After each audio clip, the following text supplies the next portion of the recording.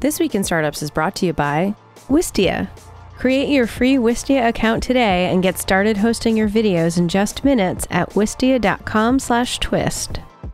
And Walker Corporate Law, a boutique law firm specializing in the representation of entrepreneurs.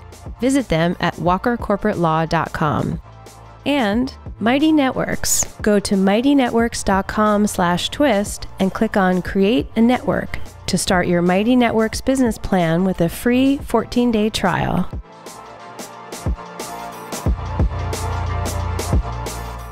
Hey everybody, welcome to This Week in Startups. I'm your host, Jason Calacanis, and this is the show where we talk about technology, entrepreneurship, investing in companies, and all that kind of good stuff. We do, what do we do? 2 shows a week? We've done 700 of these shows. I'm exhausted. No, I love doing the show. And what's great about the show is I get to have my really smart friends come on the show. Molly Wood is with us. She's back. I'm back. I think you might have like a record. You've definitely been over 10. Am I the Alec Baldwin of This Week in You're kind of like, yeah, Alec Baldwin, like kind of Steve Martin. I don't know. We're going to definitely do that. We should definitely do a 10-timer club and have some kind of a graphic or something. Welcome back to the program. Thank you.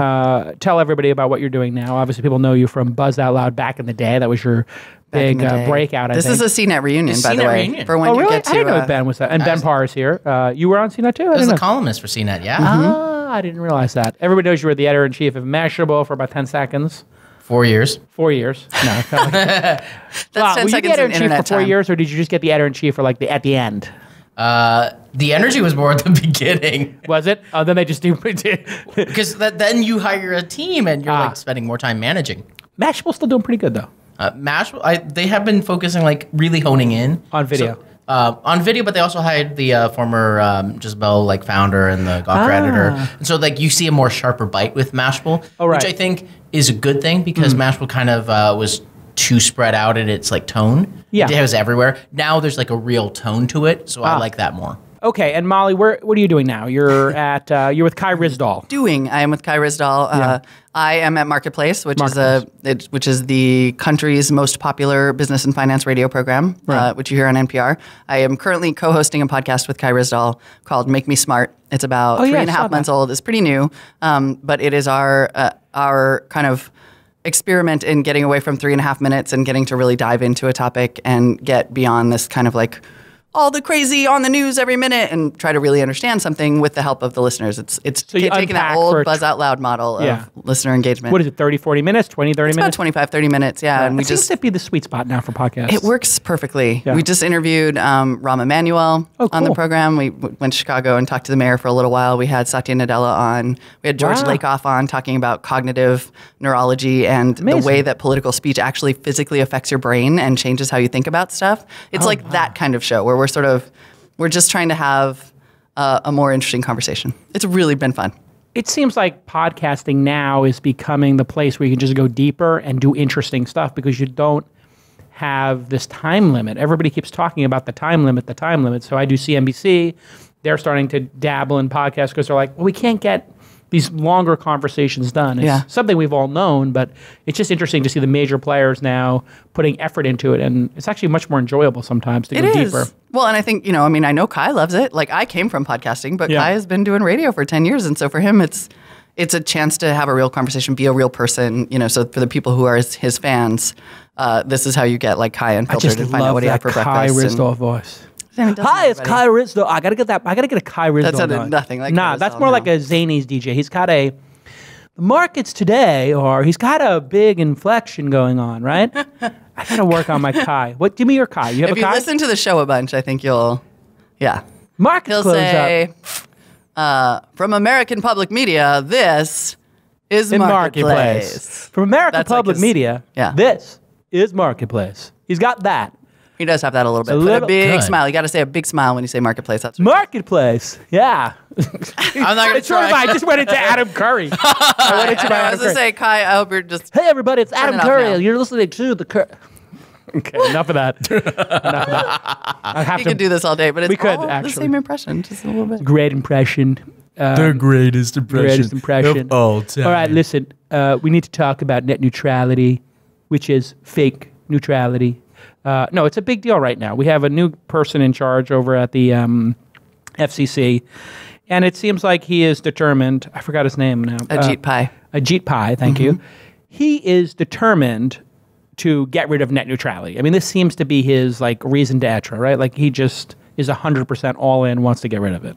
Yeah, I'm fascinated by, there are sort of like subplots to the Trump administration that are turning out to be a lot more important than people thought. And right after he came into office, I wrote about 2,000 words for Marketplace on the FCC and was like, listen, this is going to be a big deal, and net neutrality is only one of the reasons. Other reasons include, for example, allowing things maybe like the Sinclair Tribune merger or a future Comcast-Verizon merger. There's so much about media and broadcast that is going to be affected by the FCC that he is a hugely important player who, like you said, is super aggressive. I mean, he is coming out, and it speaks to how bad things got, I think, during the Tom Wheeler FCC, how divisive, because Ajit Pai was a commissioner before and is now the chair, and he did indeed come out and say, and so there were like a lot of different directions he could have gone with net neutrality, and he went all the way to nuclear, which is, I would like to roll back the Title II reclassification.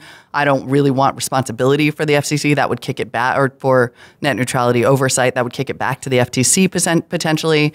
And he's been super partisan in his language about it. That's what I find the most shocking, is that he's just like aggressive. He's aggro. Yeah. The other thing that struck me is like he's trying to wrap it in this very kind of folksy style like language, and that like the Reese's cup that he always carries around. Yes. Thing. And so he's like trying, like, you've seen that? He has a giant the oversized Reese's cup, and he's trying to like sound like nice, but like when you like unwrap the layers, it's damaging to net neutrality, and there's just no way to get around that. And they're betting on that there's not, one, there will not be enough mobilization to go against, to stop that, and two, that even if there was mobilization, how are you going to stop them? Like, there's the vote, there's the entire government is controlled by the GOP. The GOP, and the GOP's position is to roll back Title II across the board. And when we're on mobile, net neutrality doesn't exist, or it's less. There rules, so there's sort of like two elements to net neutrality. Would you like me to geek out? Let's geek out too. Educate us totally. Do it. There are basically two levels to the existing net neutrality situation. One is the classification, so what you hear called the Title II reclassification, which is what Tom Wheeler's FCC did, and they said this can be treated basically like a utility. Right. So that puts regulation of the internet in the hands of the FCC. Right. Step one. Step two was the Open Internet Order, which was the rules, the set of rules around net neutrality. And they already had some rules in place, but Title II allowed them to have a much broader set of rules. So Chairman Pai could have come in and said, I'm just going to change the rules. We're going to keep the reclassification, but I'm going to alter the way the rules work. And instead, he's like, nope, what I propose is that we roll it all the way back, get rid of the reclassification, start from scratch. So under the current rules, there are some loopholes in mobile, and mobile was exempted from a lot of rules before the new Open Internet Order.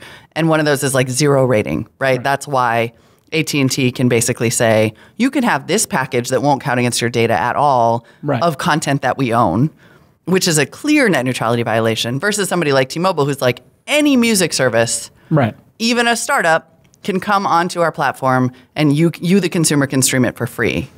But as the rules are written now, both AT&T and T-Mobile can kind of do what they're doing. There's a little bit of a, and so depending on how net neutrality falls, I feel like since every new business is mobile first, every entrepreneur is saying, I want to be mobile first, I feel like the implications there for the startup community, and correct me if I'm wrong, but that feels significant. Well, YouTube would have had a hard time being created if Verizon said, pay us for every minute of, or every gigabit that goes through our network to make it free, or let's do a deal. We'll make it free to all Verizon customers if you give us 20% of your company, or you give us $10 million a year. So they could actually just be gatekeepers, and one person could have high-speed access or free, which is what Facebook did, right? Facebook's basics in India and other places was, hey, we'll give you free internet access for Facebook and Wikipedia, but nothing else. Right. It just feels so... Well, it wasn't Facebook, but nothing else, but it was sites they chose. And then India said, no, thank you. Yeah, they ran them out of town. And then now, though, we're in a situation where Verizon and AT&T already have their own content. So it's not even just that YouTube would have had a hard time with charging. It's more that AT&T and they're could collecting say, more content. And they're all collecting more content. And if Comcast gets into wireless, then it's like a YouTube can't even exist, because AT&T is like, no, we're going to prioritize our content. Comcast, if it gets into wireless, says I prioritize mine. I mean, to be fair, I am in favor of like a long-lasting legislative solution to net neutrality, something that isn't going to ping-pong back and forth between partisan FCC commissioners. Right. But my opinion is that his idea that ISPs will regulate themselves and that'll all work out fine for entrepreneurs and small businesses and Netflix and Google is absurd. Yeah, because there are some places you just can't get certain ISPs. The choice in this country, because we're so spread out geographically, it's just hard. And fiber, when you're running fiber in Korea, South Korea, or Japan, you have a finite, it's the size of one of our states, one of our smaller states. To do it in the United States, it's not like we're just dealing with New Jersey and we just fiber everything and we're done. Yep. We have a pretty wide, what impact is the low Earth orbit satellite projects? I know Elon Musk has his, and then there's another one to put up 4,000 satellites or 1,000 satellites. We'll have 100 milliseconds, and then you'll be able to get anything from the sky. I mean, we've been talking about that for years. Like, I really do. I mean, I hope that comes, but would that actually have any? Would that be under? What kind of FCC rules would that be even under? Yeah, well, I guess that would technically be under FCC rules, depending on the spectrum that they use to deliver it. I think the answer is it depends on the FCC commissioner. It depends on what the... It kind of does. Right, they can and just what decide. Companies control the satellites. Right. Yeah. And you wouldn't, we maybe in the tech community would more inherently trust Elon and such, but in the end, companies their priority is to their shareholders and to what's best interest for them, and not what's in the best interest necessarily for all people. Sometimes there's a line, but sometimes they may not. And so having some kind of legislative firewall is that's why we had that change last year. There was a firewall. Now it's going to almost certainly change back, and you're going to have the ping-ponging back and forth until I have no clue what's going to happen. I have the greatest solution ever. This could be like the win of all wins. We go silent. No, this is a big one. And it could be deployed by Elon or Uber or Lyft, technically. You basically take OneWeb or Elon's satellites, right? Those are the two projects, SpaceX and then OneWeb. Constellation of sites are all low Earth orbit. You have to do, because you have to have them very low and they're small, you have to put a lot of them. So instead of like Iridium or whoever was, or what's the one that, was it Hughes Internet? They only had a dozen satellites, I think. Emmy Award-winning producer Jackie will correct me if I'm wrong, but I think it was a dozen or 20. And they were very far out. And so they stay up a long time. They cover a wide area, right? The further out the satellite is, the bigger the aperture, the more area they can cover. If you do low Earth orbit, you only have that 100 milliseconds to get up and down. And you have to put up many more because the aperture might only be a city, or as opposed to 10 states. Here's my idea. When you put these things up, you need a satellite dish, right? You need to have something like a pizza box is the size of these things. Every single Tesla sold, Model 3s, has that built into the roof. Then every single Tesla sold is a Wi-Fi network, a mesh network, whatever. Now you get 2 or 3 million Model 3s on the road, right? He's already sold 400,000 pre-sold. So maybe in 10 years, he's got 2 million on the road, whatever it is. Now you got 2 million cars on the road, everyone with a satellite dish, everyone beaconing the Tesla Wi-Fi. And then you pay $10 a month, you have Tesla Wi-Fi, and you get it at home, and everybody has a personal account, and it's unlimited. So everywhere you go, you have, oh wow, it's a Tesla map of owners. Pretty funny. I was going to say, like, can we zoom in on that map, because that'll be great in San Francisco, but like, and Europe, all the in Montana. Would that? Well, but you could still have the satellite dish, right? So anyway, this could be the start of something big. And there was an Israeli company that actually did a mesh network, or it was either in Spain or Israel. It might have been both, actually. Now that my mind is firing, where they took buses, and all the buses in the city had the mesh network on it. So, and New York now has a project they replaced all the payphones with Wi-Fi networks. And I went up to one on Broadway on like 26th or 27th by the Nomad Hotel, and I did a speed check. It was like a 300 megabit up and down. I was like, what? I didn't even know my phone could do this. Maybe it's 120 or something. It was ungodly. I was like, if I lived in that window up there and I could get on this thing, oh my God, I would not need to have a home connection. I love that idea if those transmitters are attached to municipal objects. Right. I'm not sure I love that idea if it depends on, it's a little regressive to say, like, it has to sell Teslas. Well, sure. But, if it could be Uber's too. Any company I own stock in. And basically it's could it be buildings? Any company I have a massive conflict of interest. Could it be light poles? It could be light poles. All the blockable buildings come with it. All the blockable buildings come with it. Hey, let me take a break. Speaking of conflicts of interest. No, this is a good one. I am a huge fan of Wistia. Wistia has supported this program for many years, and we host all our videos on Wistia. Why do we do that?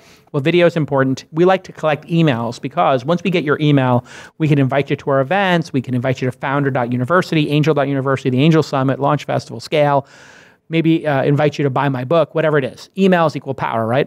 And video equals power. So everybody loves to watch videos. What we do is when you watch This Week in Startups, we ask you, hey, would you like to get special announcements from This Week in Startups or launch? Probably like half the people who watch the video give us their email address. So we have now hundreds of thousands of emails over the years that we've collected for Inside, for This Week in Startups, and a large portion of them, I would guess maybe double-digit percentages came from our Wistia videos. So let me make that clear. If you're just putting videos on other services and then they wrap them with videos they want you to see next and Gangnam Style and other nonsense and, SpongeBob or whatever, that's not what you want for business video. For business video, you want Wistia where you can control the entire experience. MailChimp, Moz, HubSpot, Zendesk, Herman Miller, Sam Adams, they all use it, and they have grown. When they started partnering with us on This Week in Startups and we used them as our platform, they had 50,000 customers. Now they have 330,000, and I missed investing in this company. I'm just kicking myself.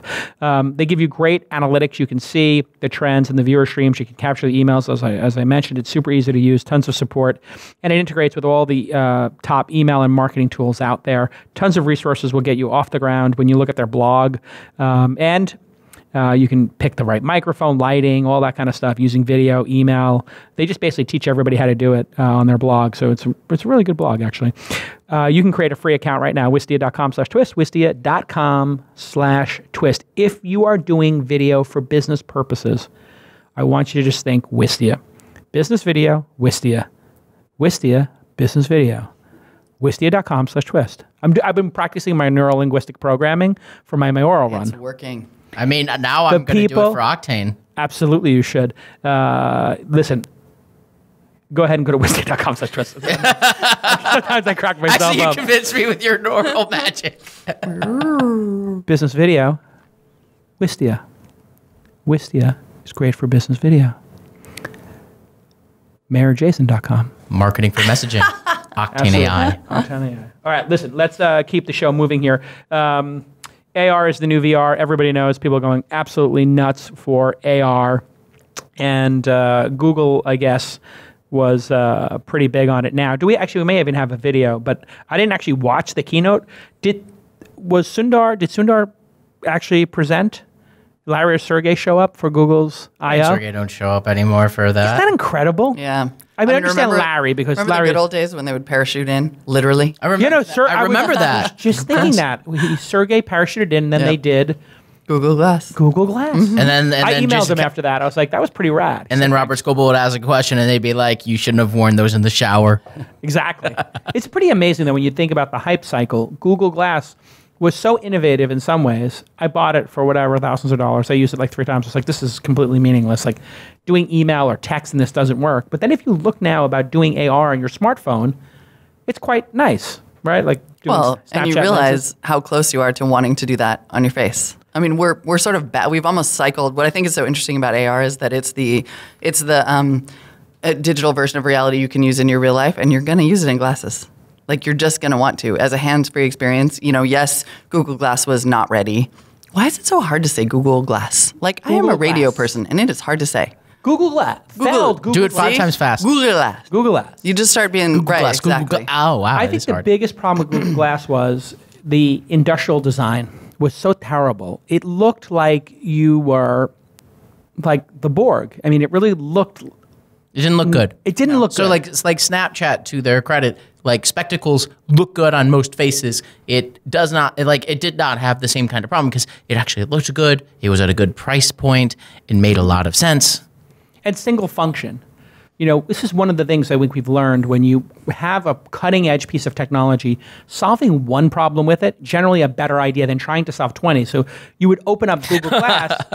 Glass hole. It's unbelievable. That is still the problem with Google right there.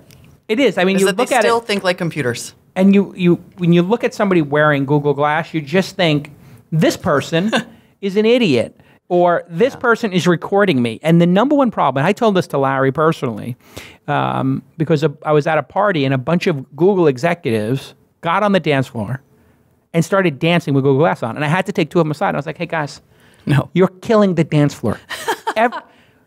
I know you guys don't know how to dance. That's fine. Get on the dance floor and just move your body back and forth. But do not show up on the dance floor and with those things on, because nobody knows if you're videotaping them. Everybody thinks that you're videotaping them. You probably are videotaping them, and it just it unnerves everybody. And I think glasses. And they took them off. Yeah, I mean, to their credit. I think the shift is going to be that our glasses don't have to be about recording. They don't have to be about capturing. Right. They can be about input. They can be about information. That was like the most and sadly, that was the Google most had to kill, right, and they had to kill the most promising part, which was facial recognition, because it was super creepy. But I want that. Like, I want to look at somebody on the street and be like, your name, your publicly available information. I don't know why that is so controversial. Because, by the way, people who are stalkery do this kind of stuff already. So it just kind of levels the playing field. If you have the glasses on, everybody's right? already but when a creeper. you give people easy access to tools like that, then people will become more like when you there are people. There's a large class of people. When you give them some of the tools, they indulge their more baser instincts, and it happens all the time. That's true, actually. Now, when you think about it, people with Google Glass went out and videotaped in bars. You could opt out, right? You know, if I can opt out, if I can say all of my profiles are private. Right? I have a private Instagram and a public Instagram, and there's 82 people who are allowed to see my private Instagram. You have and a private Instagram? We didn't talk about this. Yeah. You never invited me. Okay. Wow, awkward.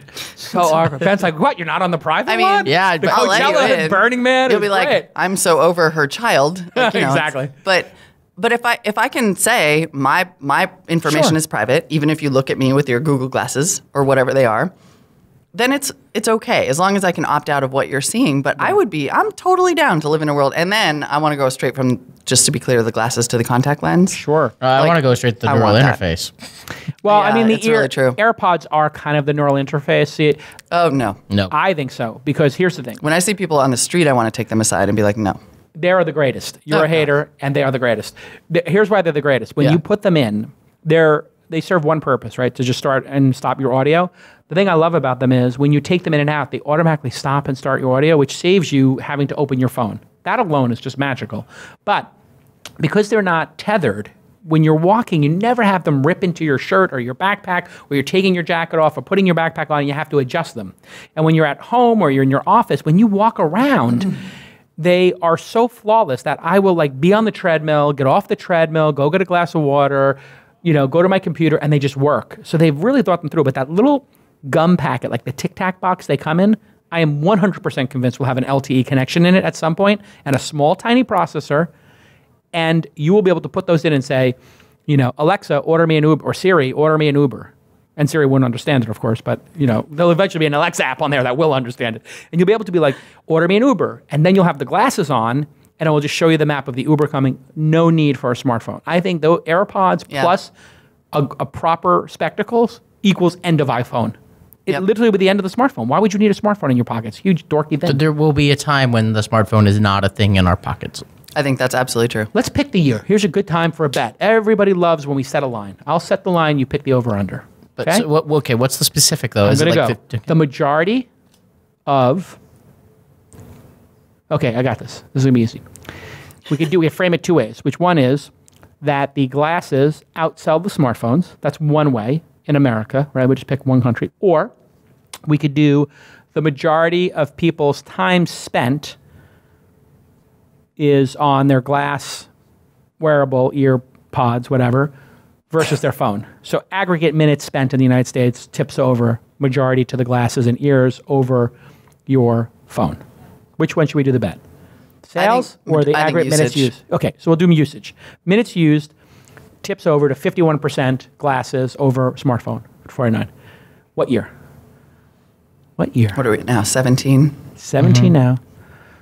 We don't even have a pair of AR glasses now, candidly. We have HoloLens. Do neural interfaces also count? Right. Does it have to be glasses? Could it also be like there's a light field technology that replaces phones because tiny transmitters just target your retina and deliver information that way? Not looking at a screen, but looking at something on your eyes, right? Yeah. So it could be either something beaming into your eyes, like your brain, or from your glasses, or your brain. But the brain's obviously coming after. That's way farther out. Brain, we're talking decades. We talk a big game about the brain. We don't understand anything. No way. It's like the Mariana Trench times a million.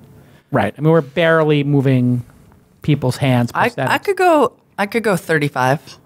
35. So you're talking about 18 years or so. Yeah. I would take, wow, that's a good line. I am going to take the under, but not by much. We take the over. I would totally take the over. You take the over. Perfect bet. You set the line. He took the over. I took the under. You get to carry on the bet. So we'll just go heads up. Whoever is right buys lunch for the three of us. Sushi. Yep, at 2030. Capped at 100. Can I just, for those of us who don't know what you're talking about, when you take the under, does that mean it's going to be, you take the under, you think it's going to be sooner? Yes. And you take the over, you think it's going to be later? Under 35, before 2035. He takes after 2035. You set the line, so you're the house. Yeah. If it's exactly 25, you collect both bets. But 35. Exactly 35, okay. You collect both. But don't worry about that. You get food. Really? You so just if it's like 34 and a half, I still lose? No, you're not. Either way, I get You're fed. the house. Because I'm the house, I always win. You're the house. So in this case, what happens is, in the actual sports betting business, the house would get the VIG. They would get the 5% for letting you place the bet. And in this case, the VIG is lunch. And the VIG is lunch. See, this is what we do on Make Me Smart, by the way. Now we've made you smart about how sports betting works. Because that's like, those are things I hear all the time. And I'm always like, I don't know what you're talking about. We're going to play poker after this? Yeah. But let's do that. Let's play poker after this. Oh, yeah. Clearly, I'll be the rube. Sure. I'll play the rube. We'll teach you. What do we do with poker? The poker's gotten out of control. I'm more of a pinochle girl. Let's dip into this UberFreight, and then we're going to go to some videos. But maybe we could play the really interesting video that Uber did. It was very heartwarming. Obviously, full disclosure, I had no idea this was coming. I'm an Uber investor. I found out about it when you did. Really? So I'm like, yeah, it's so funny. People are just like... Do you think they were like, get it out the door? I don't know. But anyway, here's the video. Guy's got a dog. He's in the winter, and he's got a truck, and he's driving across beautiful America. He's got a smartphone on his windshield. Now he's going through temperate green fields. He's still got the dog, and Albuquerque to Pismo Beach. What a great ride to go to Pismo Beach. His truck takes off, and he's having a great time. This narration is delightful. And now he takes his dog for a leak. Dog's running around. I think he's seeing something in Arizona. His dog drinks bottled water, apparently. He pours him a glass of water. Now the dog sees the ocean. He's super excited, and now he's out at Pismo Beach. And this guy just got paid $1,600 to go to Pismo Beach. Pretty good life. But I actually didn't know this was coming, but I have to say, I love the idea of Uber getting into this. What really was exciting for me, though, was if they have UberFreight, which I would never use. I'm not shipping a container, but I would use UberFreight X or UberFreight Pool, right? So in other words, like for private delivery instead of putting it on the train or something? So everybody moves all the time, right? People are moving across the country from city to city. Oh. Or, you want to send a couch to your mom, but it doesn't make any financial sense. But what if there was a truck going anyway with a little extra space in it? Uber movers. It's kind of like Uber movers. I got pitched on Uber for movers over and over again. That is the most hated industry in the world, is movers. Oh, yeah. The complaints and the shenanigans are crazy. But what do you think of this business model? Actually, it's funny because I do have this like redwood chest, or it's a cedar chest that my grandmother gave me, and it's stuck in Montana because it's huge, and I can't get it here unless I drive there. Right. It's not coming. So your idea could work for just that one. So for my one particular use case, if you could go ahead and do that, Uber, that'd be great. But you would pay $200 to do that, I bet. Absolutely. Maybe even more. Yeah.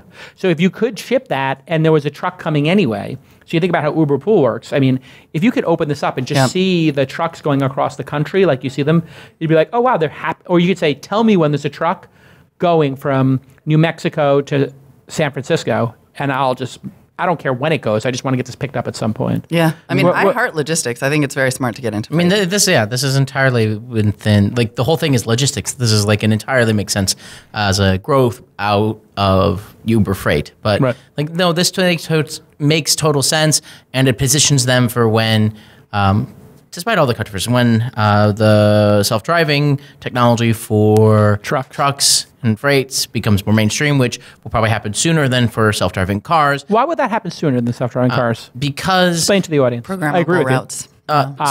What? Programmable routes. Yeah, so wide open spaces. Well, because in the end, like if you're a business, you're a freight business, you're shipping stuff, your main cost right now, your bigger variable cost is humans and accidents. And most of those get eliminated by self-driving cars that don't have to take a break, trucks that don't have to take a break, that can keep going and have faster reaction times and have less chance of like losing their freight and cargo. But to your point, Molly, because it's a known route. Yeah, I think it's an easier technology problem to solve. And they're on freeway. They're, for the most part, they're on highways. I mean, if you're on I-90, it's pretty hard to screw up. Like there's not a lot of obstacles. There's not a lot of buildings blocking your LiDAR. You know, you've got to, much like I think the first rollouts of self-driving cars will be, you know, essentially taxi services in Phoenix or Las Vegas, like easy to map cities that have nice grids and not a lot of tall things in the way. Yeah. Finite, non-dense cities would seem to me to be the first place for self-driving cars, because when you I have obviously the Tesla Model X with the self-driving, and I drive it back and forth all the time up and down the peninsula, and it works fabulously on the highway. You would never, ever consider using it in a city right now. Not for any fault of Tesla, but the lines on the streets are not painted consistently. People double park. People jump out into the street. If you're here in the Tenderloin, 8 people jump on the street every block. There's 3 people sleeping in the street right now on Turk Street. I mean, it's a crazy, environment. And if you think about New York City, the number of pedestrians, but on a highway like you're saying, Molly, on the I-90, they could literally have the driver in the vehicle sleeping while it drives overnight. Then they wake the driver up and his dog. They wake up and they wake up the dog. Sleep, you bastards. Exactly. The only time they got to stop is for the dog to take a leak, and then they would put human control on when they get off the on-ramp. So it would just say like, arriving in 2 minutes, and then when they get off at the ramp, they take over. Basically how airplanes work right now. That's you've essentially described piloting an airplane. It actually makes that, and so there's no reason that wouldn't come soon. And to your point, in the air, there's nowhere to crash into. Right? Yeah, I mean, look, I-90 will occasionally make a turn. There might be a deer. Like, there are always going to be obstacles, and there's very likely to be a deer. Can you tell this is where I grew up? But it's way easier. It's a way easier problem to solve. All right. When we get back, we're going to see the top videos of the week, but I want to first thank my friend Scott Walker for supporting startups. Not just supporting This Week in Startups, but startups themselves. Walker Corporate Law, as you know, is a boutique law firm that specializes in the representation of entrepreneurs and startups. That's what they do. And they encourage fixed fees. What's that? They give you a fixed price. You know what you're going to pay to do your startup financing, to do your corporate formation, to do your trademarks, to do whatever you need to do, employee stock option plan, licensing, mergers, acquisitions, terms of service, privacy policy, all those things that are check boxes for your startup. They do with lawyers that have decades of experience, 10, 20 years. No junior associates getting on the job training, and they specialize in startups. That's why they're so good at it. That's why they can give you fixed fees, and they're really in it for the right reason. Scott Walker comes to all of our events. He's a real true mensch, and he spends a lot of time talking to founders, and you can call him directly right now, 415-979-9998. 415, that's San Francisco, 979-9998. Or you can email him, scott@walkercorporatelaw.com, scott@walkercorporatelaw.com, or visit walkercorporatelaw.com. Scott's a great guy. Tell him your Uncle Jason sent you, and he'll take care of you. Okay. Thanks, Scott. Appreciate it. I love reading ads. Are law firms like I feel like that's the only business left that's still straight up giving out a phone number all the time. Just call us up. Call us up. Yeah. I think that was delightfully old school. I liked the reading a phone number. Texting with an attorney, not super effective. I mean, these things are so complicated. Nor is it a good idea. Probably not a good idea. You get on the phone. I mean, as we've learned. All right. God, there's so much going on right now. Can we talk about BizStone? It's interesting you bring that up. I was just thinking, like, is this worth talking about or not? And I don't know that it's going to be like a nice talk on my part, but I do think it's all right. So BizStone, everybody knows, he came to Twitter. He's a friend of mine. Came to Twitter, told Ev, I want to come work here, but can I be a co-founder? I think according to the book that Nick Bilton wrote. Right. And he was like, sure, you can be a co-founder. Great. Got him as a co-founder. He left. He did a couple of startups. The last one was Jelly, which was Q&A, which is essentially the siren song of all startups. Like everybody who tries to do a Q&A service just winds up on the rocks. It's a disaster. It's a disaster. Even Quora, I mean, it's no way for it to make money. It seems like it's an incredible service, but it's more like a utility. So still challenged. But he came back. Why is he coming back, do you think, Molly? What's the story here? I mean, according to his blog post, Jack asked him. Okay. Right, at an event. They must have had some conversation about it before because he sort of made it sound like, he's coming back for culture? Well, yeah, that's what it specifically sounds like. So basically, Jelly got acquired. So like Pinterest. So yeah, Pinterest, but not for much. He was going to join Pinterest like full time for a little while, advise and that sort of thing. And then he did like one of the Jack hosts like those like whatever sessions over at Twitter with the team. And so like he felt like Biz felt the emotional rush, and Jack on stage asked him like, why don't you come back? And he's like joking, and then afterwards is like, no, I'm serious, why don't you come back? And Jack is a very convincing person, and right. I see where, like, I understand completely where Jack is coming from. Is like there's been trouble, and one thing that can there's only a few things that can really change things. A co-founder has a level of authority and trust that other people don't. It's a strong sign. I've also talked with a bunch of ex-Twitter employees, and I have not heard one yet that thought was like, that's a great move. Most of them are just like face palming when I tell them. Because it's a move with no plan, right? It's sort of a hope is not a plan. To me, it feels like neither Biz nor Jack knew what to do next. Right. So we might as well reconcile. And the fact is that when you break up, there's usually a reason. Yeah. And it's not that it was a breakup necessarily. He moved on, but to come back with this really undefined role, and then the way that he wrote it, like his blog post sort of saying, my job is to come back and be Biz Stone. To me, that's when I face palmed. Like the whole blog post about it was all about him, and I'm just going to come back and I'm going to be me because nobody else can be me. And I thought, yeah, no, we're screwed. Look, this is not going to introduce change. I love Biz, and he is a ball of positive energy anytime you meet him and you see him. But like when you read the post that he wrote about the Jelly acquisition, like it just felt so forced. It's like, look, you did not succeed at your vision, and that's okay. Just admit, like, look, we tried these things. Experiments. We try, and the experiment but he made it sound like they had succeeded in some way, and they hadn't. And that's hurting your credibility. Instead, just be like, these are the honest lessons. I'm honestly like, I can see him having a real reason to come back and being like, I want to fix this thing. This is my plan. Yeah, that would be great. A plan would have been great. Yes. But to say, I'm just going to come back and be me after I sort of went off and failed at a startup just feels like a kid moving back home with his parents. And it doesn't give me a lot of hope in terms of Twitter itself. And I think Jack coming back has resulted in what? Nothing. So if anything, I think the idea negative progress. Well, he's halftime. Yeah. Which is the problem. I think you have to, he did it halftime. And I think he's done about 60% of the job. So he's about 20% more than the actual time he's putting into it. I mean, it's kind of farcical that they gave him the job halftime. Yes. Here's my theory. Biz is coming in. Jack's going to transition out. Biz is going to take over. Well, then God help those of us who love Twitter. Because what is the plan? There is no plan. I mean, the plan is this thing can never die, because there's a core group of people who love to use it, and we're all already there. And until something better comes along, and what could you add to it that would make it better?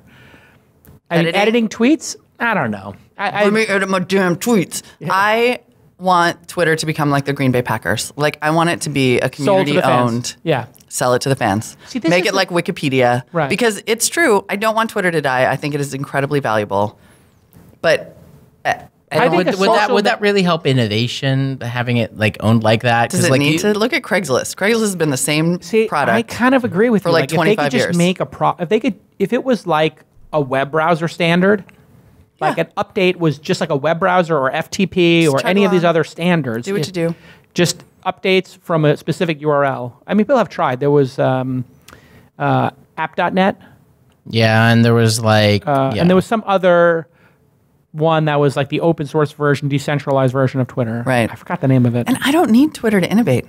All of its innovations are just ways to sell me things. Like, I don't need it to innovate by trying to get me to buy stuff, or innovate by giving me more ads, or innovate by giving me the NFL. I have a really big TV, and I like it. And I like to watch the NFL on it. They were so far ahead. When Adam was I think losing Adam Bain was like a huge loss for them.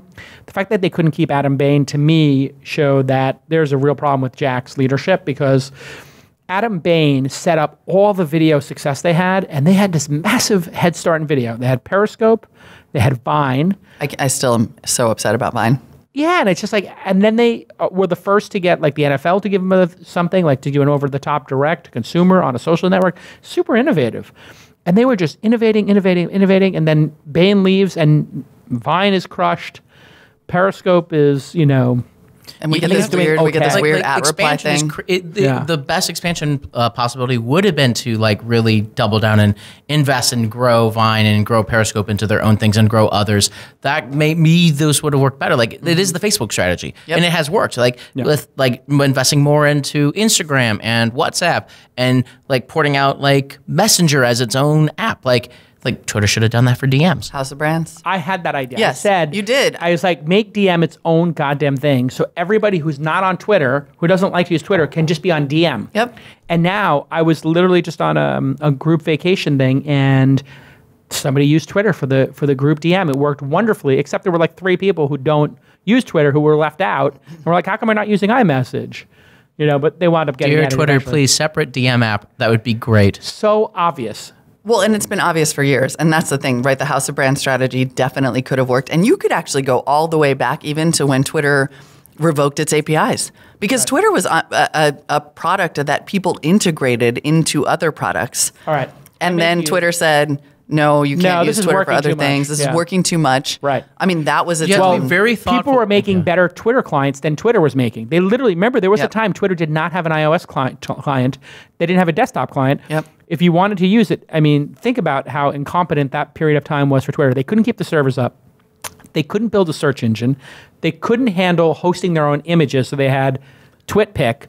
They couldn't have a desktop application, so TweetDeck and Hootsuite came. They couldn't handle having multiple accounts sign in, so Hootsuite came out. And they couldn't do an app, so you had, what was the... Tweet. I know there was a Tweet couple. something. Yeah, there were a couple. I forget what. Twitterific. There was another one. They couldn't even do analytics. So they had Tweet Counter, right? Right. So can someone like DuckDuckGo this and find out if Biz was there then? Because I'm just saying. Yeah. Biz was there. They should open up the API and just let everybody have at it again. That would be such an obvious win, right? They would hurt the business though. Would it? Absolutely. Like you wouldn't be able to put the ads through. If you have a business that's not growing, you still have premium offerings. You could but for example, like Slack, great use of API. They did not put an API out where you could recreate the interface of Slack. They really thought through what their API and what their platform was going to do, and their platform is like for bots and specific things that they're never going to build, and that only enhance their platform. But Twitter could do that too. Why don't they have a client for X1? The X1 platform. Because of the first time they lost all the trust of developers on it. And it's hard to get people to build on a platform they don't feel is growing. Like maybe I was told if they cut 500 to 1,000 employees, there's people who will buy it because it would rocket. And I got told this by as good a source as you could have. I'll leave it at that. Like as inside a source as you could have said, if we, so this is an inside source exclusive, if we cut 500 to 1,000 people, it would be massively profitable. Yep. And we would be able to sell the company instantly. So basically, the theory is Jack... massively profitable and smaller. Jack doesn't want it to sell. He wants to be Elon Musk or Steve Jobs with Disney, with Pixar and Apple. So he's got the God King complex. He doesn't want to give it up. He wants control over both. He wants to figure it out, which I understand as a founder. You want to figure it out. But he's not helping because he's unwilling to make those cuts. But he knows if he makes those cuts, this is the game theory. I'm speculating about this. I don't have this because I don't know what's in Jack's head. But the game theory is, from the person I talked to, if he makes those cuts and he makes it look massively profitable, it's ready for sale. Just like if Marissa had cut and made those massive cuts at Yahoo, it would have triggered it and sold it, and she would have not have been charged for the next 4 years. So it makes it a takeover target, like a hostile takeover target? I mean, he doesn't have to sell. Well, he would go to a board vote. He owns like 2% or something de minimis. There's no one person who can stop the sale of that if it gets going, I think. But so the counter argument to that, and it's funny that you said Yahoo, because that's exactly what I was thinking, is that everybody said, Yahoo could be a 10th of the number of employees that it is and be a really great business. If they had cut half, it would have been incredible. Does it have to sort of de facto into then it has to get bought? Like if Yahoo if Twitter becomes a massively profitable and lean business that everybody loves, and then you're throwing doesn't up mean cash, they have to you're be building sold. a cash reserve like Apple. Then you can do acquisitions. Now you can invest in things. Right. You can acquire. That's probably the best place for growth is not like trying to get Twitter to 1 billion users, but acquiring other services that could leverage Twitter's existing base. Restarting Vine. Here we go. Which What's restarting Vine?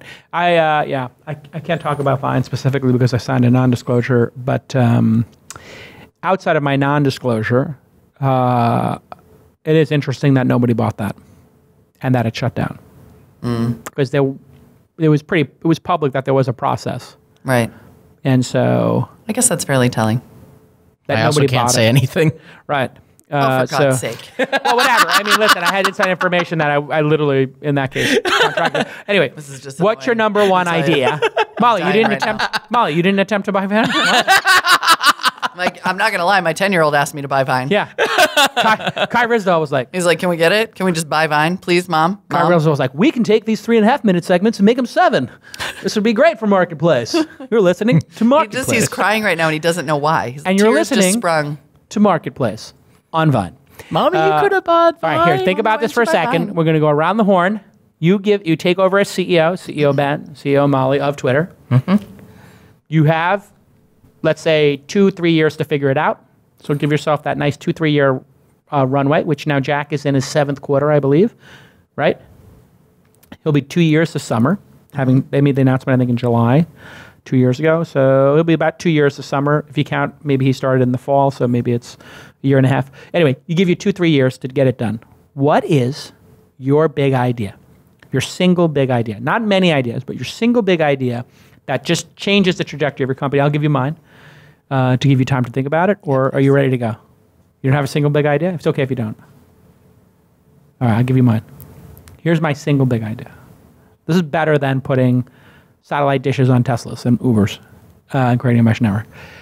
Everybody with a verified account gets to have sponsorship on their landing page and the bottom of their tweets if they opt in.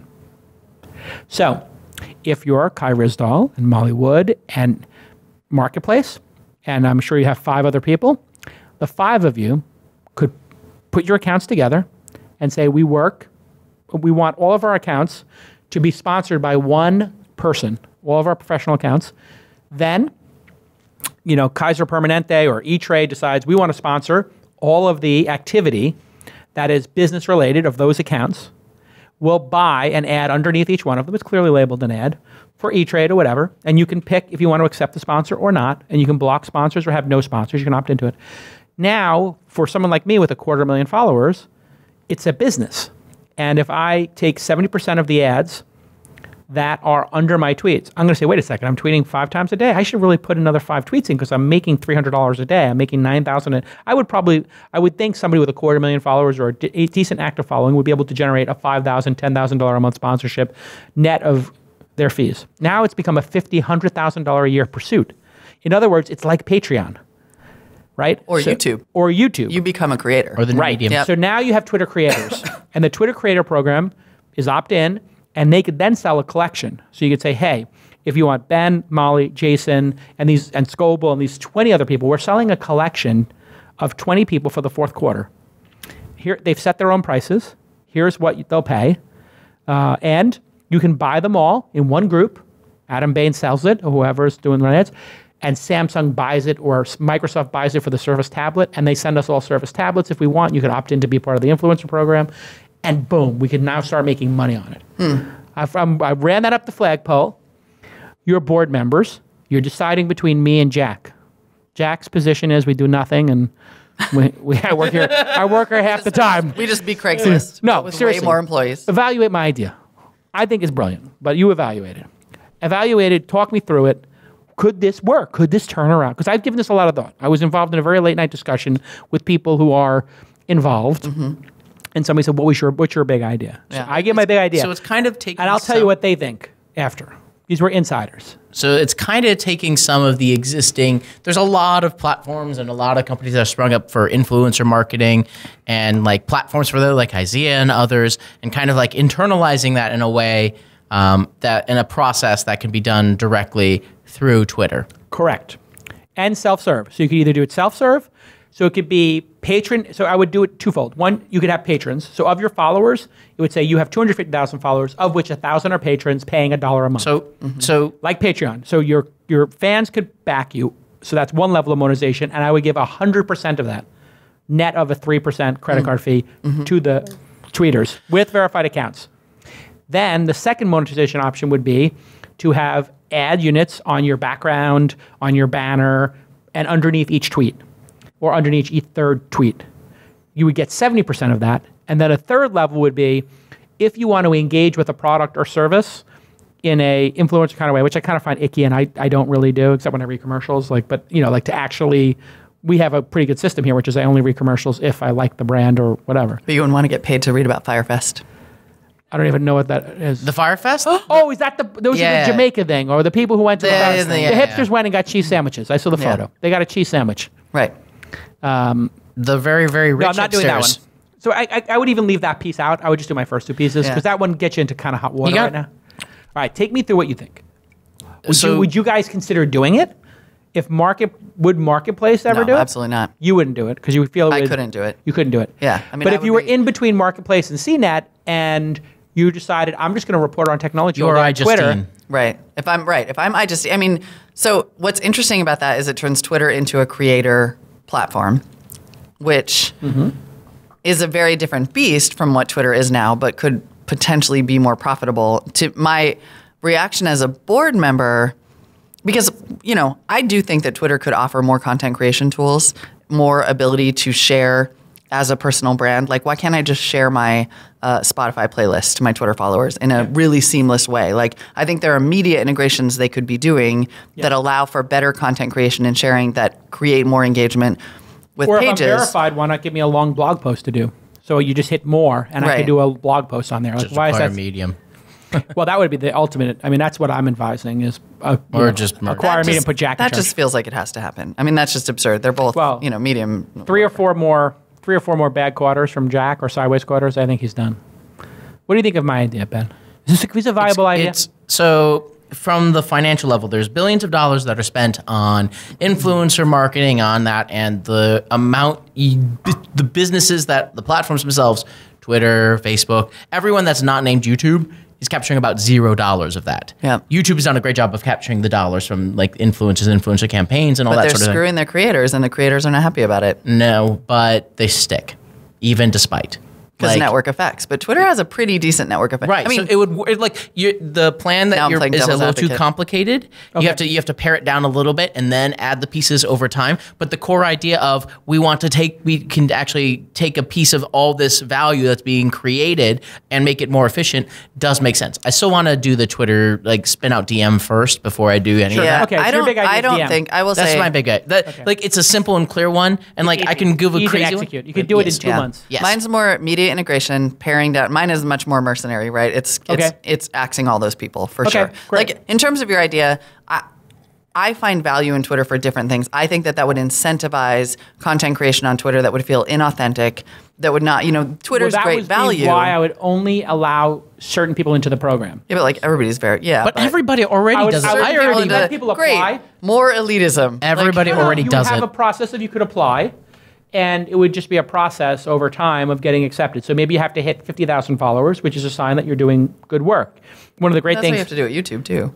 I mean, sure, you're still a content creator, but you're, Does YouTube feel inauthentic? Because I don't think. Well, they did have some really weird stuff going on, and that's why now you have to hit 10,000 views. Right. And you can't be doing.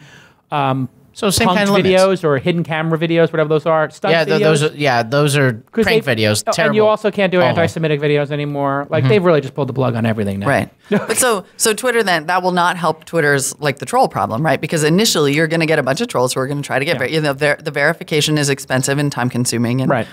I mean, I am a journalist, so for me the Twitter product is pretty close to what I need it to be. Right. You like the fact that it's a free for all, right? Yeah, I do. Yeah. I like the fact that it's a real-time free-for-all. For me, But it's the like growth increased after they implemented the curated kind of feed. I actually find I see more of the tweets that I actually care about now that they have. They're like 5 years I don't mind behind those tweaks. Facebook on. Yes, I don't mind those unbelievable. It tweaks. took them 5 and Snap years. needs to do it too.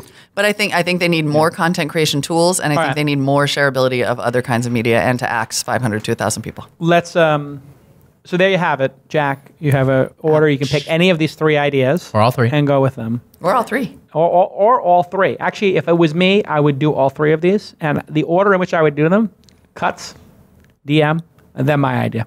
I would do them in the reverse order because your ideas are easier to execute on. They're more straightforward. Totally. My idea is just going to take a little bit of time to. There's too many, like you're saying, it's complex. To I'm just figure out who saying. gets to do it. Also, I didn't see any of that in Biz's email or Biz's blog post. Just saying. It's it's like on one side of the spectrum you have wanna be a Twitter. white guy. You have Twitter, which is unable to copy anybody's ideas and like to just take the best industry practice. And then you have Facebook, who's like, what did Evan Spiegel have for breakfast? Totally. Because that's what we're serving tomorrow in the cafeteria. It works. Before we finish, by the way, I just want to make sure. Can we talk about Tim Altman for governor? We're definitely going to have that right after we show this very important video from my pal E. Play the video. This is crazy. Forget about flying cars for a second. Here's a tunnel. And according to Elon, this is a test run of an electric sled that would transport cars at 125 miles per hour through the tunnels, automatically switching from one tunnel to the next would mean Westwood to LAX in 5 minutes. Now, this tunnel, he says this is a test run. So this tunnel exists. But is this a looping video? No, it's slowing down. So how long and what's the size of that video? I'm going to ask Elon next time I see him. But is that video of an actual car-sized sled or a mini sled in a mini tunnel? It looks like a car-sized sled. That looks like a car-sized sled. And you know what? Actually, I was Well, at you could make SpaceX the anything other look day. like a car-sized sled with a small enough 2 weeks camera. ago, I was at SpaceX, and they had Warning, seizures. and there was a long bunch of tubes outside, above ground. A series of tubes? It was a series of tubes, quite literally. It's not a big truck. But here's the thing: he is saying that the first commercial tunnel will run from LAX, Los Angeles Airport, to Culver City, then to Santa Monica, Westwood, and Sherman Oaks, which is going over the Sepulveda Pass, which is the biggest disaster. Santa Monica and the 10 and the 405 and the Sepulveda Pass, which I lived by when I lived in Brentwood, is literal, and I worked in Culver City, and we would go, hang out in Sherman Oaks before we go to the ArcLight. Literally, this was like our corridor, and it is the biggest disaster ever. This would save so much time. Is he going to get this done, you think? Is this Elon just saying, I'm super sorry I gave away the Hyperloop plans? I don't, how is this different from Hyperloop? Is this just... Well, that's a really interesting question. How is it different, do you think? I don't know. I mean, if it's maglev and high speed, but it's not an air... It's not it doesn't go anywhere near the Hyperloop plans. The Hyperloop plans were 800, 900, 1,000 miles per hour so that you could get from here to, this is 125 miles per hour. This is 1/8. I don't know exactly what the Hyperloop speed was. So it's like a way more doable Hyperloop is what you're saying? Well, it's like today. So I gave away the plan. But Hyperloop was never designed for like super short distances like within the LA region. Yeah. It's designed for like LA to SF. And you wouldn't be able to do the boring company going all the way from LA to SF. The cost of like digging a tunnel that large. You also wouldn't need to because you could put it on the 5 freeway. So you could have on the 5 freeway the sleds in the middle lanes, and the sledge could just zip, and you can't get off. Yeah, I mean, isn't that BART? I mean, it's a high-speed train. But you would be able to use your own car and get on or off at like maybe 2 stops. I see. This is right, because you said here's a car. It's like a ferry. It's like a ferry. To me, it feels like a really great refinement of the Hyperloop idea. That's much more executable. It's more executable. Good job, Elon. Well, here's the thing. Did you just call him Eli? Elon. It's like cough drop. It's cough drop. Now, here's the thing. And I need my Emmy Award-winning producer or the president of Inside.com to get me this information immediately. I want to know, what is the legality of digging a tunnel under a city? Do you need permission? In other words, if I want to dig 1,000 feet underground, and I'm 1,000 feet underground, where does my rights as a landowner go? To the center of the earth? No, absolutely not. So who owns... There's power, there's water, there's gas lines. Okay, and those are what, 20, 30 feet You max? could not dig, sometimes 3 feet, 4 feet. Like people will dig up for their garden and hit a gas line. So if I dig down, right, wells are dug 1,000 feet down, right? So if I dug 1,000 feet down, and then I make a horizontal turn, I make a 90-degree turn, and I start going from the peninsula up to San Francisco, who owns that earth? So you're saying I just need a permit for the first, 900 feet? No, I use my house. But anyway, the point is, because that's what he's doing in LA. He's just digging straight down at SpaceX. He dug a hole at SpaceX, and he's playing with the boring machine. Yeah. Who do you need to have rights to do that? That's what nobody can tell me the answer to. I mean, I wish somebody like my Emmy Award-winning producer would look that up. Look that up, please. I need to know. It's a good question. They certainly ask you to call the city before you start digging, for example, because they're like, you could hit a gas line. But I don't know that it's a requirement. I don't know that it's a permit thing. But you need a permit to dig a well, and you need a permit to drill for oil. My guess, if I had to make a guess, and I am trying to look it up, but it's going to take more time, is, well, one, it's state-by-state rules, right? In general, to have a rule of like, you own the land until a certain point underground. Afterwards, it is municipal kind of land. And that, like, then you need more permission to, like, you need permission from the city and not necessarily from all the homeowners under a certain point, theoretically. This is just insane. I'm trying to look this up, but I realized that trying to search for, can I dig a giant hole? Yeah. Legally. I was looking up eminent domain. I think if you just look on Jelly, we can just text BizStone. I think somewhere between. Be like, hey, do you have any ideas for this? Jelly? No, you don't. Yeah, this is why we need Jelly to answer these type of questions. It's got to be on Quora. When am I going to get to the point where I can get hired to just be Molly Wood? Exactly. Well, actually, if you go on Patreon, there are people who are paid to be just them. Let's pull up the Latvian drone maker. This is crazy if it's true. I don't know if this is actually real, but Arionos releases a video of a heavyweight drone being used for skydiving. It tows a skydiver up 330 meters. Here it is. This guy's on some sort of... And this guy, in fairness, he's on a tower. So he starts on a tower. He gets lifted up. And I don't know what third world country this is. I'm sorry, developing world country. I have to use the right terminology. I don't know what developing world this person is risking their lives in, but it's insane. And then he lets go of the drone. And he immediately releases the parachute, and he does not die. That tower was high enough, though, that he probably knew he wasn't going to die anyway. He could probably have base jumped the tower, I agree. But apparently, and these guys had previously done the video of the drone towing a snowboarder. They claim it can carry up to 100 kilograms, which I think is like 2 tons. I'm not sure. Not very long. Not for very long. Carry that guy for very long. This makes perfect. This is obvious. The fairly obvious direction for drone development, though, as people are talking about cargo drones, and I mean, it's going to have to be more than burritos that you can carry with these things. Right. You need to carry a car. Well, the density of the batteries is the key issue, from what I understand it. So as you put more batteries in, it gets heavier, so you need more batteries. The battery is always the issue with every innovation right now. Like, it's the problem with the phone innovation, problem with like plane travel. Fuel is the core problem that we have not yet solved. If you figure out a way to increase the amount of battery density by 10, 100, 1,000, which a lot of people have tried, but no one has actually succeeded at, that we would have a lot of new innovations. Yeah. Like, I'm going on a side tangent, but like, we still use AA and AAA batteries. Those were invented 100 years ago. We still use the exact same standards for it. It's nuts. Yeah, even lithium ion is like 40-year-old technology. Nothing, and we don't have better than that. We just slightly improve the software so it takes up less energy, then figure out how do we actually, like this is my investment. We are figuring out how to charge them quicker and make them cheaper. And wireless electricity. More volatile as a result. Yeah. Not just in Samsung phones. That makes them more volatile. Like, it is to charge faster. Well, I mean, it definitely creates more heat. Like, when you go to a supercharger for Tesla, and it's obviously very safe, but when you feel the cable, it's hot. That cable is hot on a supercharger station. My cable at home has 0 heat on it because it's doing whatever, I think 16 miles an hour or 20 miles an hour. It's adding to the battery. When you put the supercharger, it's doing 200 miles per hour, 300 miles per hour, and it's going to get higher. All right, let's play this last video. This seems interesting. AIRA, A-I-R-A, has raised $12 million in a Series B by Jazz Venture Partners and Arboretum Ventures. Now, what they have here, I'll sportscast it is, there's a guy wearing a Google Glass type device, but he's blind. And it's connected to him to an operator who is describing what's in front of him. The blind person has a remote operator letting him know what is in the world around him. This, to me, is one of the most, and it looks like actually a Google Glass, but I don't think it is. Somebody can correct me. Oh, no, it's Google Glass. Yeah.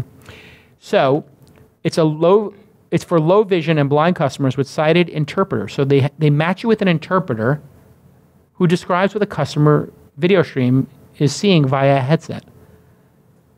This is amazing when you think about how amazing society has become. And you can always judge a society by how they treat the people who have the biggest challenges in life. This is like one of these theories I've learned. So if somebody is handicapped, has a learning disability, or any of these things, how a society treats that person, I don't want to say the weakest, but the person who has the biggest challenge, let's say, would be the nicer way to say it. But it is clearly a handicap. So the fact that we can afford in our society to give a student, what do they call it when a student has a 24-hour aid? An aid, I guess, or an interpreter for somebody who's deaf, or now this, which wouldn't it be amazing if I don't know what percentage of people are blind these days? It's a large amount. A large number of blind people. What if society could afford for a blind person for every waking hour or every hour they wanted it to have somebody telling them what they can see, and the level of independence? I don't know any blind people personally. Do you know anybody who's blind? A few. What would the impact be, Molly, on somebody who is blind to have this available for free? Well, it's the for free part. I mean, I'm backing all the way up to your first statement about you can tell. Yeah, I think the walk here, every time I come to this beautiful studio and look at how we are allowing people to live in this city, I arrive here in a rage. So the idea that this is being developed as a service just makes me mad. Ideally, yes, we would provide this. Ideally, California would not resource its public school students at 42nd in the nation. Ideally, we would pay, However, we'll get all to the way politics back in a minute. Yeah. I mean, I think the technology of that is fascinating. I think there are probably some inherent concerns with the remote operation, like the sort of Waldo, and I don't mean that in the Where's Waldo, but in the old sense of remotely controlling a large piece of machinery as a if the connection breaks or you're like 2 seconds late. Or you're 2 seconds late. Yeah, I mean, ideally we would that the latency is perfect. Like that doesn't have to be a technology solution. And like we as a society could give everybody an aid to walk around with people, or pay for help dogs, or there's a million ways that we can help people that don't have to be Google Glass. Right, but it's just something like amazing. right outside. Yeah. The ideal for this specific product, it would be like an AI that would have the recognition and would give warnings and have that like an AI companion. I think the long term is an AI companion for everyone, but that would be a good use case for an AI companion. Right. It would, or a neural connection. I mean, we keep coming back to that, but the neural link is that's a real deal. It's a very real thing, and that to me is a huge use case because eyesight is just an electronic signal sent into your brain.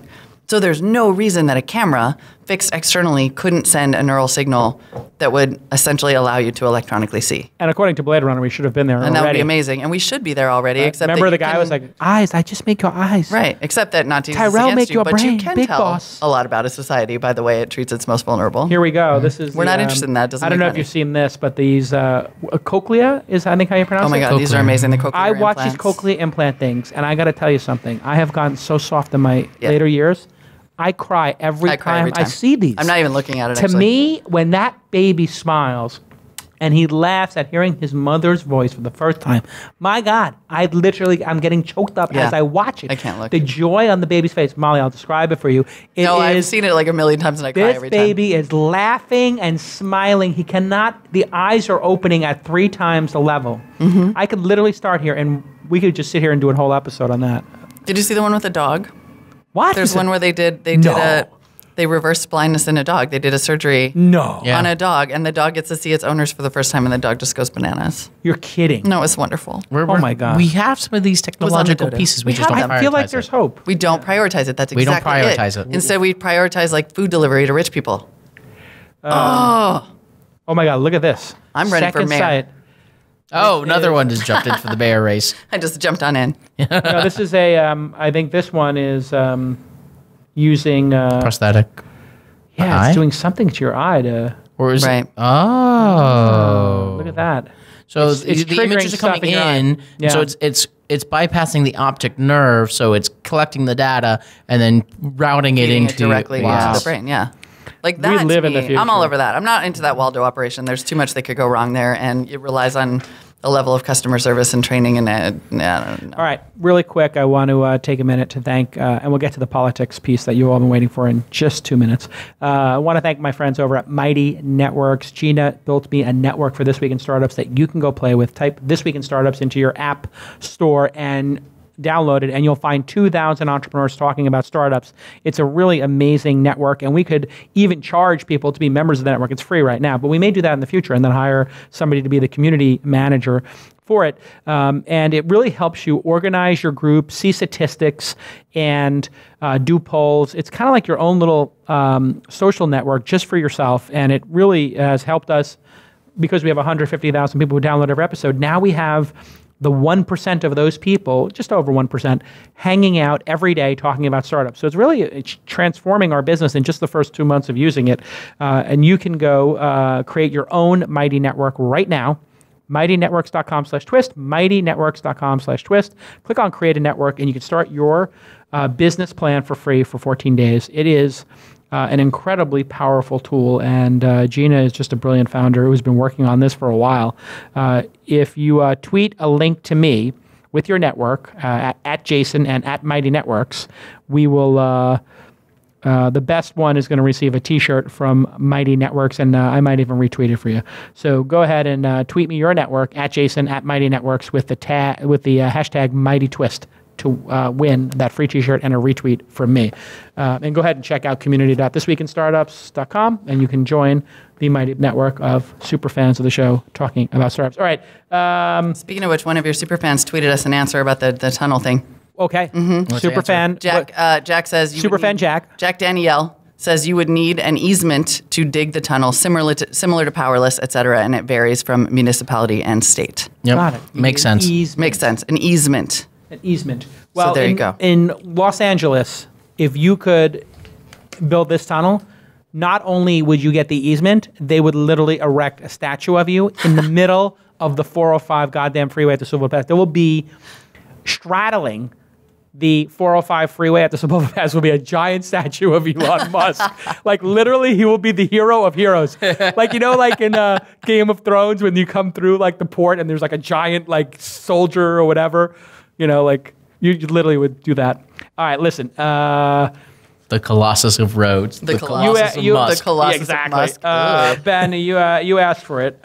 Is Sam Altman, my pal, running for governor? There he is in his blue shirts and his trademark cargo shorts.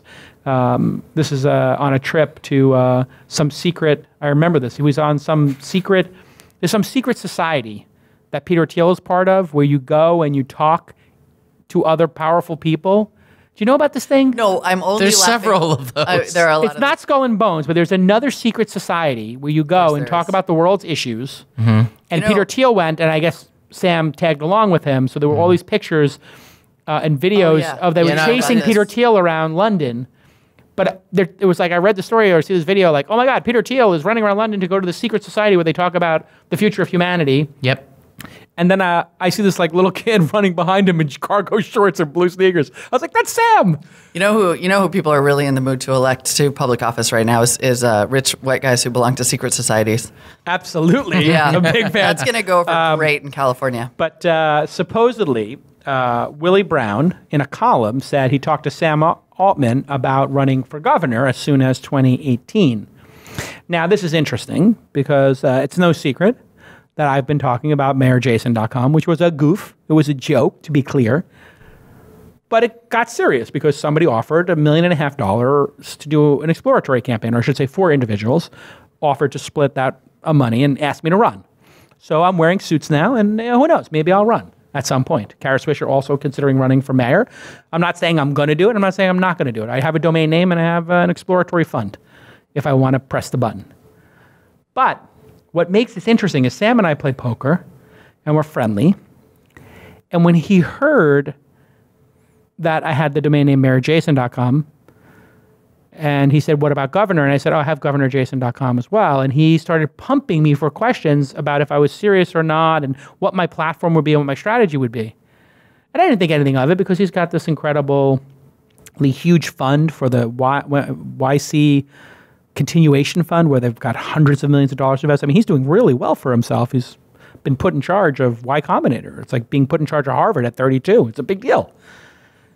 And now that I think about it, he was pumping me information because he's going to run for governor. It makes total sense. What do you think, Molly? What do you think, Molly? This is going to be great. I think Sam would be a great candidate. Have a lot of thoughts. We need a rich white male. We do.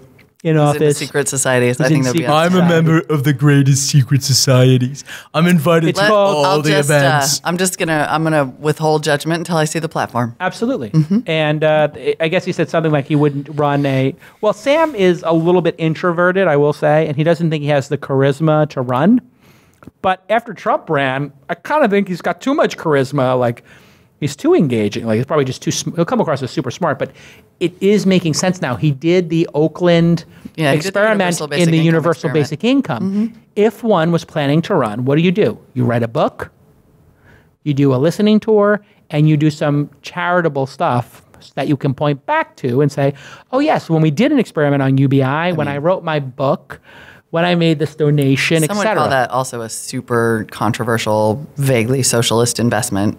I mean, I'm just saying, it's free money. Like, it's not political gold, right? That's not necessarily political. I don't know. Giving free money in California, free money it's good. In the wider in the Bay Area, it's good. In the wider California's demographic, a big state. Yeah, but but the cities dominate politics, and that's why it votes so heavily Dem. Yeah, there's a huge swath that is conservative, but it doesn't outvote the cities on the coast. I don't know if that's true. I would say that Orange County would have a good chance of canceling out the Bay Area. You know what? Well, I bet there's numbers. I bet we can find out the answer. I mean, I just look at the last couple of elections. I mean, we go Democratic nationally. Yes. We do.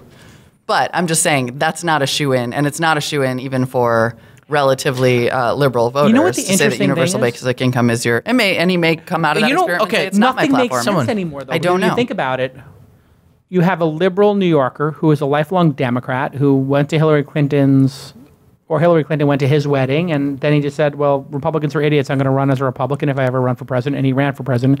People are too stupid to understand anything anymore, it seems. And all these people who are disenfranchised, fell for it to vote for him. So what makes sense anymore? Like, how could you even define the Republican Party anymore? They're not conservative. If they were conservative, they wouldn't be for religion in government and schools and all that kind of stuff. That's not exactly conservative. Conservative is less government involved in your life. So the definitions are so muddled right now that I think, I don't know how people are making decisions in this personalities. World. Like, look, Trump is a very charismatic and powerful personality, and very charismatic on a one-on-one basis, and knows how to work his specific crowd.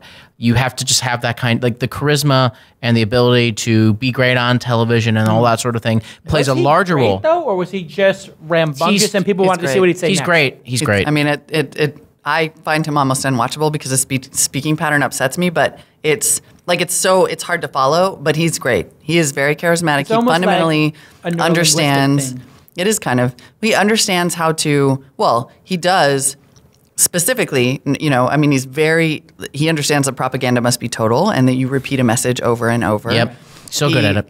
Understands. So good. Like, he is. People who are innately. Mark Cuban is one of these people. People who are innately able to understand the emotions at play. And look, if you look back over the last 50 or 60 years of elections in this country, it's clear that ideology actually rarely drives the outcome. When you look at landslides, it's usually a version of great man theory. It's about the personality. And it almost always is. And it's about who people believe and want to get behind. Reagan, Clinton, almost all. Obama. Yeah. Obama. And I guess to a certain extent, that was Hillary's Achilles heel, is that she couldn't connect with people. Yeah. They felt she was too robotic. They were all Yes. like they all the last like couple of presidents have been more charismatic than the people that they've run against. And that's happened since basically television, right? Nixon. This is the Kennedy, Nixon-Kennedy debate situation. And we're So seeing you're it in great sort of play shape. out. And then you see the It's social all media lining thing. up for me. Yeah. It doesn't All look great lining for up well for Sam me. if he's, introverted. Great for Kara Swisher. She is. I just want to note that I can fun. run for president and I have more government experience than the current president and everyone at the table. I don't think that will help me.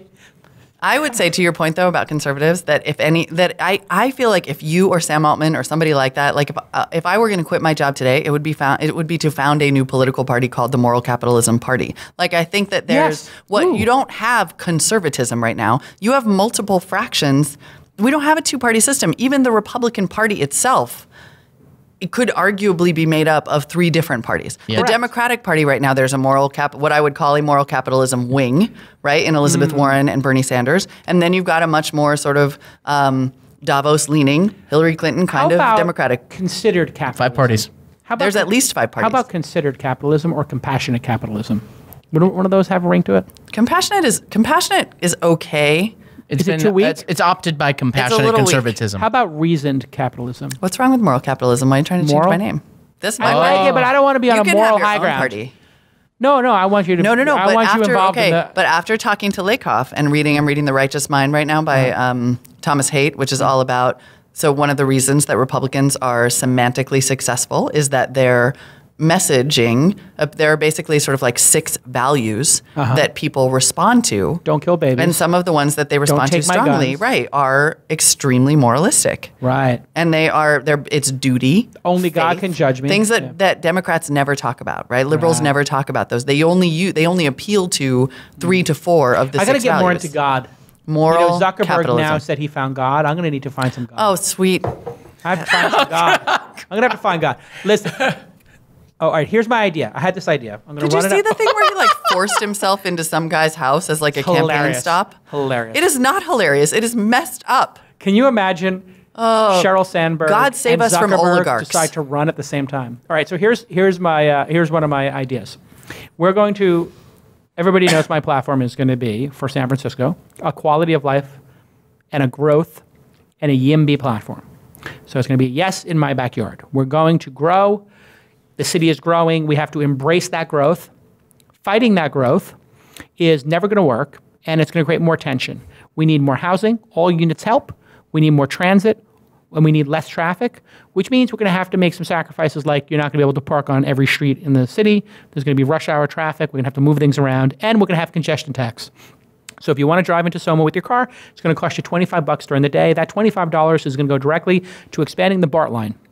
The BART line will expand 1 station for every year that I'm in office, and it will be subsidized by the $25 tax that anybody that drives into the Market District, Soma District, Financial District during the day, which was plenty of people. And that includes Ubers and Lyfts and cabs. Everybody who comes in there, their Easy Pass gets charged $25. That goes to a specific bond that is only for BART and increasing BART. Put that aside. Now, in terms of the homeless, we're going to take a multi-tier approach, but the core of the group is going to be housing first. We're going to do housing first. That's what works, and we're going to put housing first in multiple locations outside of the city, but we have also very dirty streets, and I hate having to walk through human excrement every day. All of us in the city do.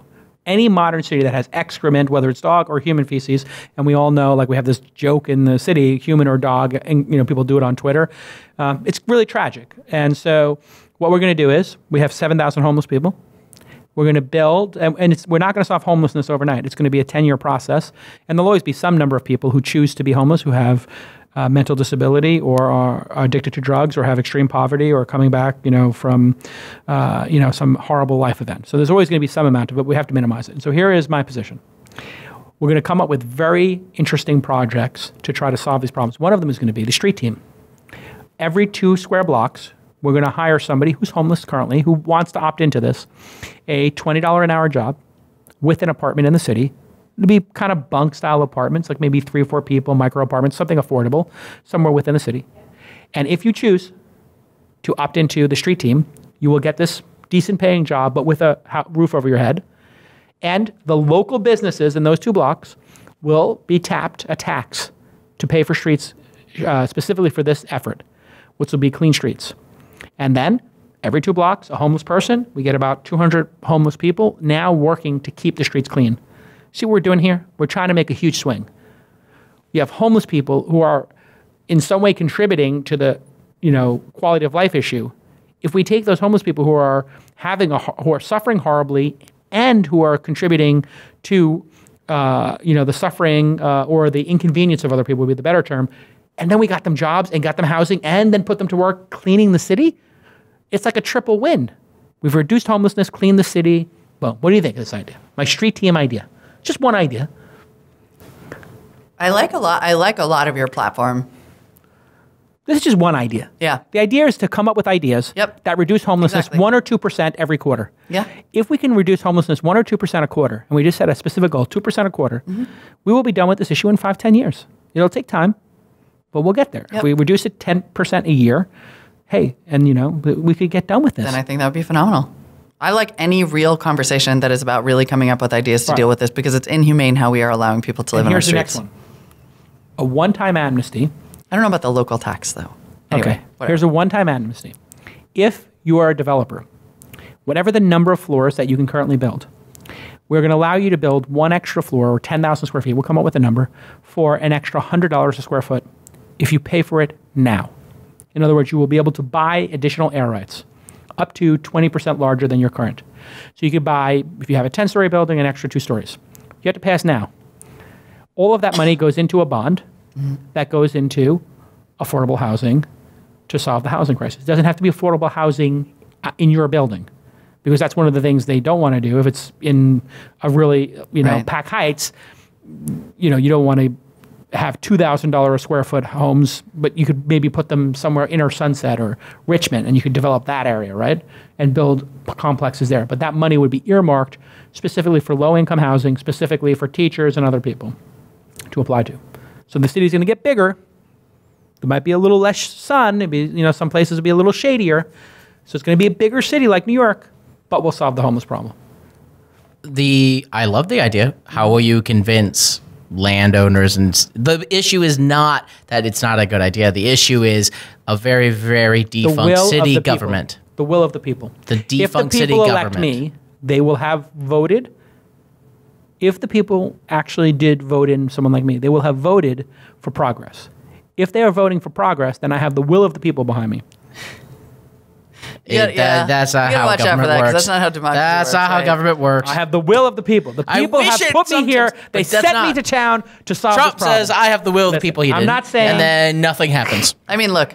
He has his own party in. I don't even have the conversation. I feel like I don't even hear the conversation happening at San Francisco city government right now. So having the conversation is already a start button. Exactly. And I think the will of the people is clear. And like we have to stop demonizing people who say it's not okay to have homelessness on our streets, because what they're saying is you're forcing everyone who lives in the city to make a psychically damaging moral choice every day, which is, I'm sorry, I have to allow you to die a little bit before my eyes. The Washington Post, breaking news, has published a report that the federal investigation has expanded to include a senior White House official currently in the administration. The Post described the individual as someone close to the president. Oh, dear God. In addition, The Times has just reported that an official White House summary of the closed-door Oval Office meeting between the Trump and Russian ambassador and Russian foreign minister, according to the summary, in addition to divulging highly classified information to those Russian officials, Trump also boasted about firing FBI Director James Comey, who was overseeing the investigation into Russian interference. Dear God. And so the president also reportedly called Comey a nut job. Yep. And basically suggested to them it's going to be okay because the scope of the investigation has narrowed now. I got this. I got rid of that nut job. I mean, we're literally in crazy town now. We just went through 90 minutes and didn't talk about Trump, but it's like You can't escape it. I just want to have on record in this video. I want to talk about Sessions. I want to talk about the FCC. Like, I want to talk about the things that are going to affect people just for a generation. We just have to do another episode, which is just random. But I just want to say, just Trump. For the audience. The presidency is done. Put a fork in it. And for posterity. It's done enough. At this moment in time, what is everybody's prediction as to what will happen with this president? I just want to have it on record here. What do you guys think is the... I mean, we've never seen something chaotic like this in our lifetime, but we were born right after Watergate, right? So none of us remember Watergate. We remember the stories about Watergate. But this, to all accounts, everybody I've talked to who was alive during Watergate, they say this is much worse. What is going to happen to this presidency? Is there any way that the president makes it through 4 years? What does your gut tell you? How many years does he last in office? Let's set a line. Nothing happens with a Republican Congress. Nothing. Agreed. Really? That it is an absurd fantasy to think. There could be a smoking gun. I think the GOP could... He could resign. He could resign. I also think the GOP could be looking at the situation and say, we're going to get no agenda items done. Well, that's exactly it. And we're going to lose this amazing golden opportunity to own... If I were the GOP, and this is my, like the version of the Twitter big plan, I was saying this to my mom yesterday. Yeah. I'm like, everybody's making the GOP out to be so mercenary because they're getting behind him and refusing to acknowledge the realities in front of their face and supporting him. And I was like, no, if they were truly mercenary, if they were smart at all, they would say, we're going to cut this guy loose. Pence, frankly, is in all the same stuff up to his eyeballs, but is way more disciplined. And he would get stuff done. Will get stuff done. He's not tweeting. He don't have a Twitter account. And then the GOP would give themselves the opportunity, actually, to be the heroes in this story. That's what's going to happen. To say, we realize that this president, he was never... You're assuming they're smart enough to figure that out. Oh, there's only two possibilities. It's that. People are smart enough. It's that or Dems get swept in GOP 22. Exactly. They need to seize the moral high ground and say, this guy was never one of us. He was a Democrat before. He's a danger to the country. Listen, he won. We trust Mike Pence. We tried to give him a chance, and this is unacceptable. Mm-hmm. We realize it. And we have to fight for the people who elected him. They elected him here to get something done. Yep. We want to get what those people elected him to get done. He's not the guy to do it. It's become clear. For all we know, and it's very likely, the series of leaks that are occurring now are part of that exact plan. I think they're trying to torpedo this guy at this point. For sure. And all these people who work in the intelligence community, and I said this on CNBC when they were talking about, before he even took office, he was deriding the intelligence community before he took office. And I said, he's never even met with them, and he's deriding them publicly. Even if you met with them 3, 4, or 5 times, the spies, and these people who are risking their lives, if you met with them 5 times and you were completely upset at what they were doing, you would tell them in private, hey, I'm concerned for these reasons. You wouldn't come out and not meet with them and then throw them under the bus. What a strategic mistake. Yeah. Those people... We're at a point where nobody thinks there's truth in anything, but there is truth in one thing. There is kind of a deep state. And you don't mess with spies. No. Come on. Listen, I watch... That's bringing a knife to a gunfight. I watch Homeland with the subtitles on, and I read a summary afterwards. I understand how this works. I can tell you this. And based on...